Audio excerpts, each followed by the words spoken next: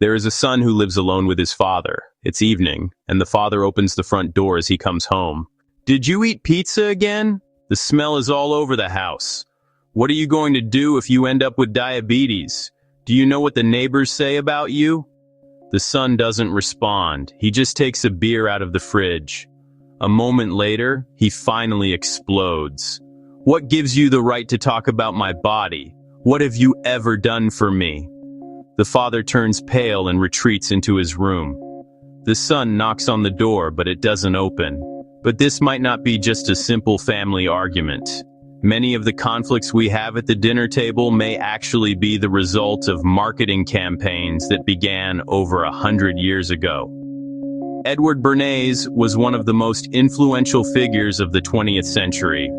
In 1919, he opened the world's first office with the title PR counselor in New York.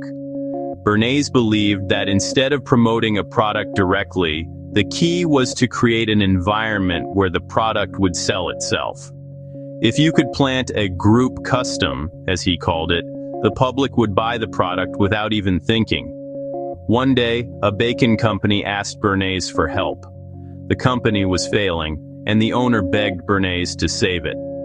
At the time, Americans preferred a light breakfast, and bacon wasn't considered a proper morning meal.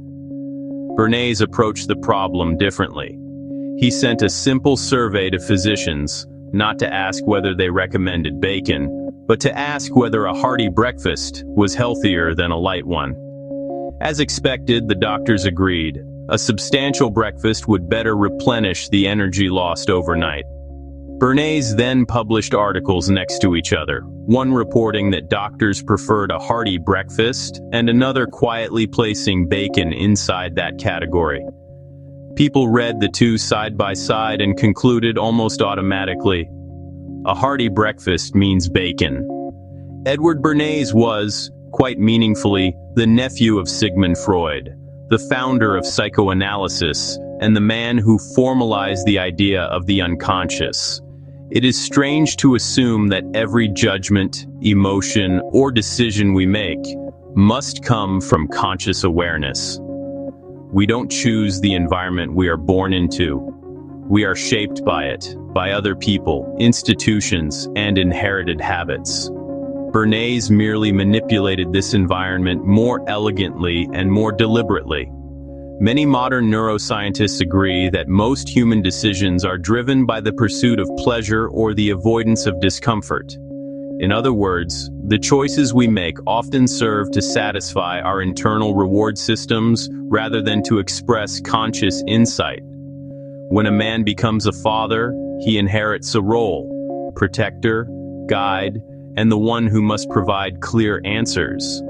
Failing to provide those answers feels like failing as a father, so at times, even when he doesn't truly understand the problem, he feels compelled to give his son a definitive solution. But a son does not remain a child forever. He grows. He learns from things other than his father. He builds his own framework for understanding the world. And eventually, he becomes his own person. To a young child, the father is the entire universe. But to an adult, the father becomes just one of many sources of influence. The son begins to see that the world cannot be divided neatly into right and wrong.